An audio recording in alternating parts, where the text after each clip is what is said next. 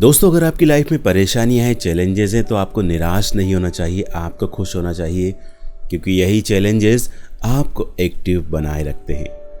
आज हम सुनाने जा रहे हैं एक कहानी जो कि जापान की है। हम सबको पता है कि जापान में काफ़ी सारे लोग फ़िश खाते हैं, मछलियाँ खाते हैं, और वो केवल ताज़ी मछलियाँ ही खाते हैं। यानी कि कहना चाहिए कि ताज़ी मछलियों की और फ्रेश मछलियों की वहाँ पर बहुत डिमांड होती है। तो जो मछुआरे हैं वो उनको ताज़ी मछलियाँ पकड़ते हैं और देते हैं। लेकिन जब ये ट्रेंड चलता रहा तो धीरे धीरे जापान के जो समुद्र तट हैं वहाँ से ताज़ी मछलियाँ कम होने लगी और ताज़ी मछलियाँ समुद्र के बीचों बीच में मिलने लगी। तो उन्होंने कहा क्या करें, तो मछुआरों ने एक बड़ा सा शिप बनवाया और बीच समुद्र में जाकर मछलियाँ पकड़ते थे और फिर लाकर उनको मार्केट में बेचते थे। लेकिन इसमें एक परेशानी थी कि जब वो समुद्र में मछलियाँ पकड़ने जाते थे और वापस आते थे तो इसमें काफ़ी देर हो जाती थी, और जब वो उन मछलियों को बेचते थे तो वो बात नहीं रहती थी, मतलब वो मछलियाँ बासी हो जाती थी। तो इससे बचने के लिए उन्होंने एक तरीका निकाला। उन्होंने अपने शिप में कुछ फ्रीज़र रखवा दिए जिससे कि वो ज़्यादा देर तक मछलियाँ उसमें ताज़ी रह सकें। लेकिन ये भी उनकी जो तरकीब थी वो काम नहीं आई, क्योंकि फ्रीज़र वाली मछलियों में बिल्कुल ताज़ी वाली मछलियों में अंतर होता है। तो उनकी बिक्री अफेक्ट होने लगी, लोग कम मछलियाँ खरीदने लगे। तो उन मछुआरों ने फिर से दिमाग लगाया और उन्होंने क्या किया, उस शिप में उन्होंने टैंक रखवा दिए, पानी के बड़े बड़े टैंक।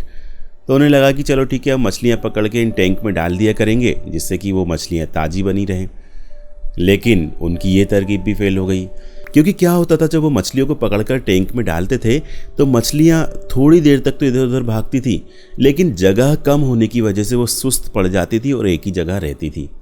तो जब क्या होता था, जब किसी व्यक्ति के पास वो मछली पहुँचती थी तो उनकी सांस तो चल रही होती थी, लेकिन उनमें वो जिंदा दिली, वो एक्टिविटी, वो एक्टिवनेस उनमें नहीं होती थी, मतलब वो उतनी फ्रेश नहीं होती थी।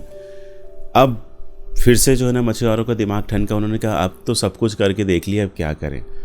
उन्होंने एक आखिरी तरीका अपनाया और वापस से उन टैंक में एक छोटी सी शार्क मछली डाल दी। अब होता क्या था कि जब उस टैंक में जहाँ पर बहुत सारी मछलियाँ और एक दो छोटी छोटी शार्क मछली है, तो बाकी मछलियाँ उस शार्क से डरकर बहुत भागती थी। अब हो सकता था कि शार्क मछलियाँ जो है ना कुछ छोटी छोटी मछलियों को खा ले, लेकिन तट पर पहुँचते पहुँचते बाकी मछलियाँ बिल्कुल एक्टिव रहती थी, क्योंकि उनमें वो डर रहता था कि शार्क मछलियाँ हमें कहीं खा ना जाए, और इसलिए वो पूरे टाइम तैरती रहती थी, भागती रहती थी, उनसे बचती रहती थी। तो उनमें वो जिंदा दिली रहती थी, उनमें वो फ्रेशपन रहता था, और उनका यही आइडिया काम आया और वो लोगों तक फ्रेश मछलियाँ पहुँचा पाए। तो दोस्तों, इस कहानी से हमें क्या सीख मिलती है?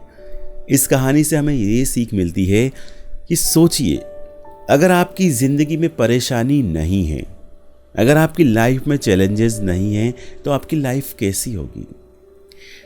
एक ही रूटीन, सुबह उठे, गए, काम किया, वापस आ गए, खाना खाए, सो गए, ना कुछ सोच रहे हैं अलग और ना कुछ अलग कर रहे हैं।